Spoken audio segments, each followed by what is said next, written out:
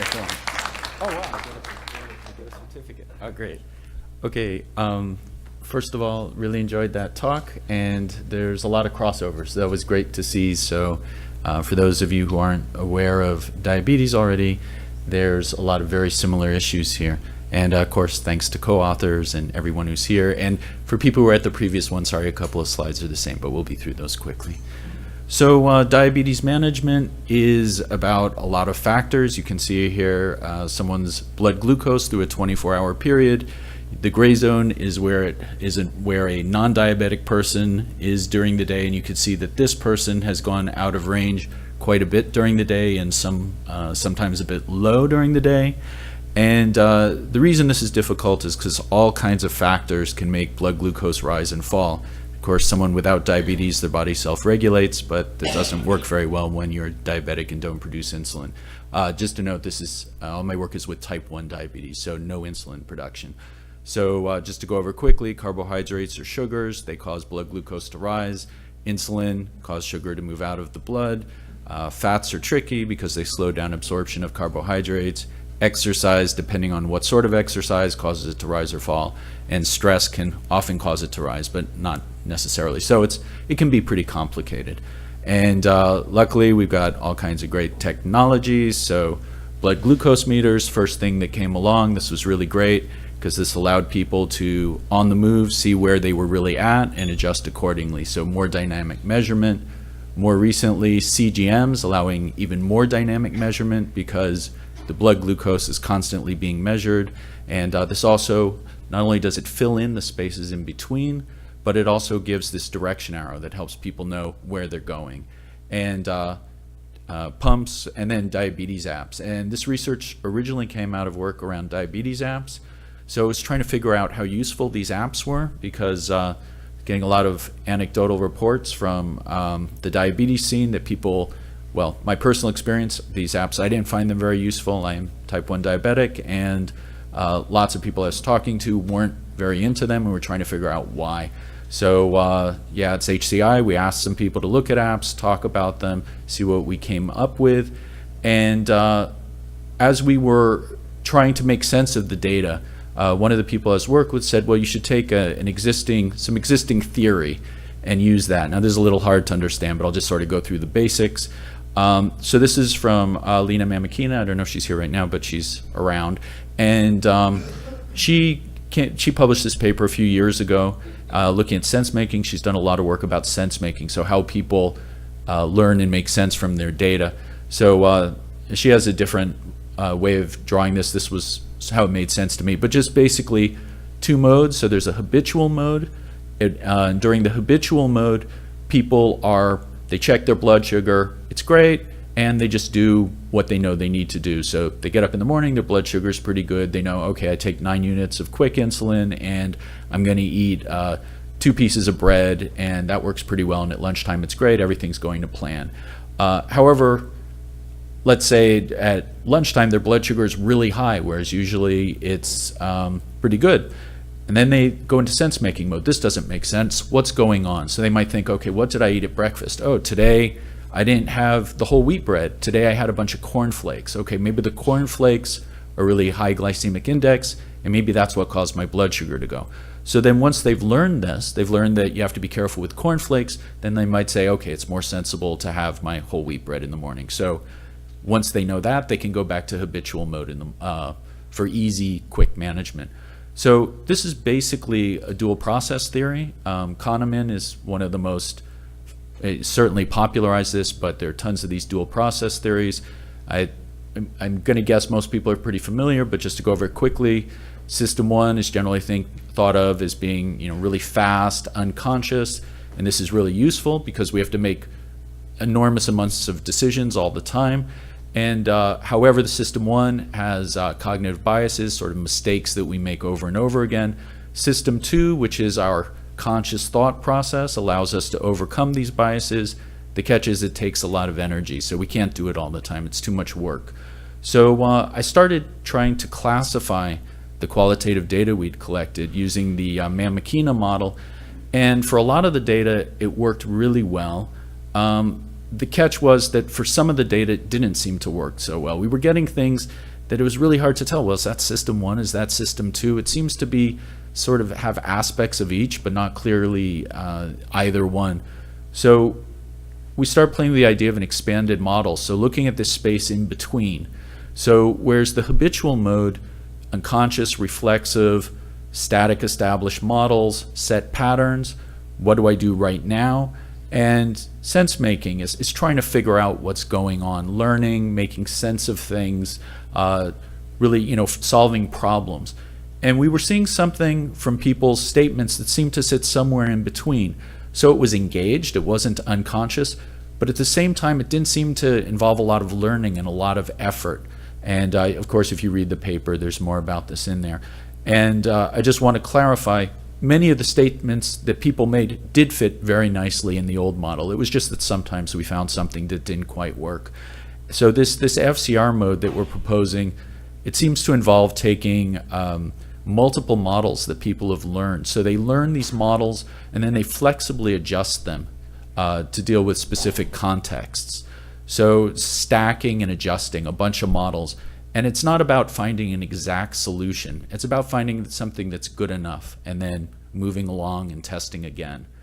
So we just had those quotes, so we wanted to explore this more. We went with a survey, and the main reasoning behind that is we want to get a bunch of people involved, and finding individual people with type 1 diabetes to talk about their condition is it's a lot of work, and this gave us the opportunity to get a lot more people. So we ended up getting over 200 people, and they gave quite rich answers. And we went through Facebook T1 groups were great. A lot of people through there. We also went through Diabetes UK, TU Diabetes. It's a large community in the US.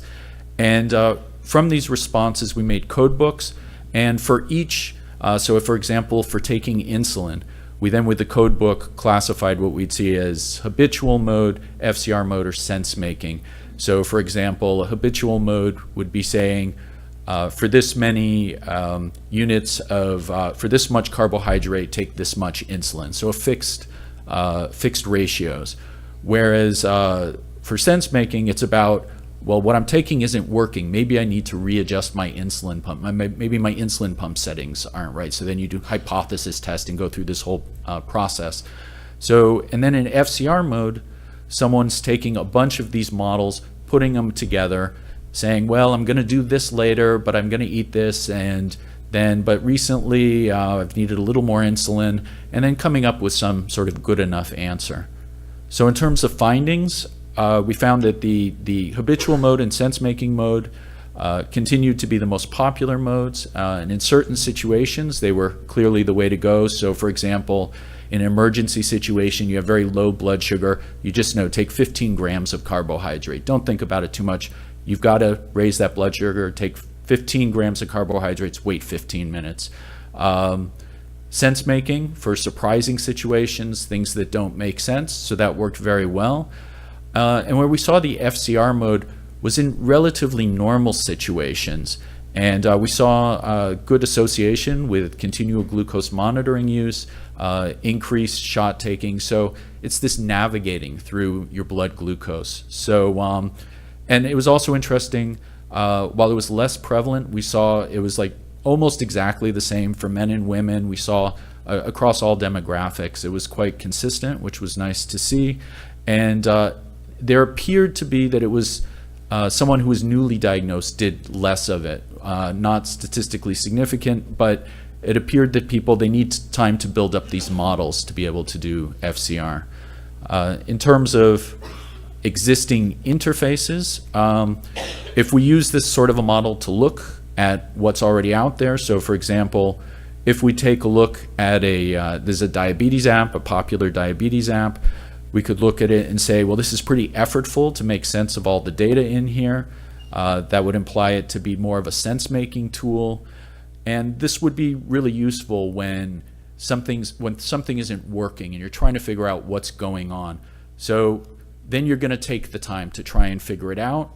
And however, on the other side, not really useful for habitual or FCR kinds of modes because it just takes a lot of time and effort to use it. and so not ideal for quick decisions. And what we would guess from that using the model is this would be more for intermittent use. And this fits pretty well with how people report using these apps. Occasional use, very hard to use every day. In contrast, this is a CGM interface. If we were going to be technical, we would say that this is a flash glucose monitor, but the interface is pretty similar. And we look at the elements here, and we can see that there's the elements can be used in a bunch of different ways. So whereas with the app interface, you've got to enter all the data points to get a graph, here it automatically records the data, just gives you a graph, so it gives you novel information every time you look at it. It gives you your value, which can be used in various ways. This could be used as habitual, so you say, oh, I'm low, I better take some sugar. It could also trigger sense-making if it was a really surprising value, way out of your expected range. And the arrow we see is a really interesting example of an FCR tool because it implies thinking about time, moving back and forth through time, which we wouldn't usually associate with habitual thinking. So it involves engagement, thinking about possibilities, but in a pretty low cognitive demand way. It says, I'm going up, take that into account. And there's some good literature showing how the CGM arrow, how much effect that really has on how people decide to titrate or adjust the amount of insulin they take. So this is one example of a tool that really seems to incorporate this kind of a mode. And of course the last one, the graph, we see this as something that could really potentially be used in all modes. So it's interesting to compare these two and how the second one really supports this more dynamic management style. And interestingly enough, in terms of the people I know, the apps have real problems with adoption, and the CGMs have quite good adoption, at least in the places where insurance covers it, which I've heard is still a problem in the US. So in terms of design implications, we see that with the habitual mode, these are important situations, so we really just want to trigger behaviors. And in terms of autonomy, I think it's pretty important that people not be reliant on the interface all the time. So how can these interfaces help to train people to exist without the interface? We don't want people, if they have low blood sugar, to be spending a lot of time messing around with their device. They should just treat it. In terms of sense making, these are instances where people are trying to figure out what's going on. So in these situations, people might be willing to engage with graphs and more difficult, these sort of more typical quantified self methods. In these specific kinds of instances, people might have the patience to deal with them if we can activate them at the right times. Probably if someone's in the middle of a business meeting or on a date, they're not going to have the time and attention to be engaging. So it's really important that we use these tools at appropriate times. And with FCR, have to do with triggering existing models, and they need to be pretty easy to understand, not too cognitively demanding. So what we're really seeking here is this midpoint where people are staying engaged, but at the same time, if we place too much demand on them, then they're not going to use these tools a lot. And if you look at a condition like diabetes, people are having to make decisions constantly throughout the day. So we really need to figure out how to get this point where people can be engaged but without too much effort. In terms of future work, there is not yet, I don't have empirical evidence on this, cognitive load measurements. It would be great to get that stuff in here. Haven't done it yet. There's a lot of ways we could look at it. It might be interesting to look at how interfaces can give elements that feed into each of these different modes. Of course, designing UIs. So I think the CGM interface, it seems to be really effective. So how could we augment that? For example, how could we record the sorts of experiences people have, the knowledge that they've gained, and activate that at the right times to help support these models. And of course, the usual, how do we develop it, and how can we design systems that help people with the sorts of insights they need for this more agile management style. So there's one other paper. The paper was from yesterday. This outlines the first part of this research. Originally, we were going to do it as one paper, but it was too much, so we split it into two papers.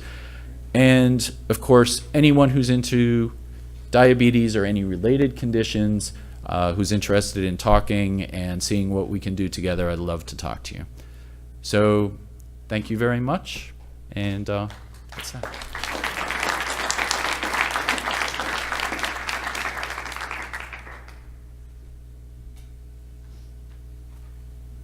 A lot of time, so if anyone want to give a question, I'll start with one. So it seems like quite a bit of discussion when it comes to kind of the fast, like, your blood sugar is really low. You kind of want them to not have to rely on technology, but is there anything that technology can do to kind of help these like kind of fast decision making? Sure. I mean, people, if they feel they're low, they might or might not be low. So it's really important that people do check their blood glucose level. So being able to measure blood glucose was revolutionary for diabetes management. Absolutely. I think the point is not, people with diabetes need to rely on technology. There's no getting around that. It's not a case where people can do without technology. The question is, how much do they rely on that technology, and how much time and effort do they put into that interaction? And I would say that in these sorts of contexts, we need to keep these time windows pretty short and not look at it like Facebook, where engagement is a positive. Have you had a chance to sort of examine the decision-making strategies for someone who's newly diagnosed, so they have this massive learning curve ahead of them, versus someone who's, maybe 10 years, 20 years into the disease? I'll have to admit here that it's in the paper, but I didn't go over that much. Most of the people I work with are people who have had diabetes for a while. I would say these are early adopter, fairly engaged, expert kind of people. Onboarding is a whole nother issue, and a very important issue. That being said, my particular interest, and I'm not in any way, that is critically important, but my personal interest is not the first year, it's the next 60 years, the long-term engagement. But of course the onboarding process is incredibly important, and there's a lot of learning these models that goes on during that period. They're both important, it's just not what I've emphasized. Thank you.